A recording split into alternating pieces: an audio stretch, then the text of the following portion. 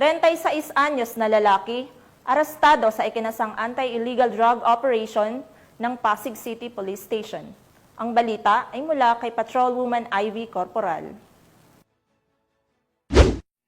Naaresto ng mga operatiba ng Pasig City Police Station Drug Enforcement Unit ang isang lalaki sa ikinasang operasyon laban sa ilegal na droga sa barangay Pinagbuhatan, Pasig City.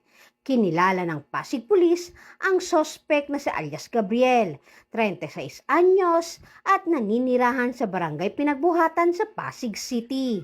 Nasamsam ng pulisya kay alias Gabriel ang 2 gramo ng hinihinalang shabu na may malaking halaga. Nahaharap ngayon ang sospek sa kasong paglabag sa Section 11, Article 2 ng Republic Act 9165 o mas kilala bilang Comprehensive Dangerous Drug Act of 2002.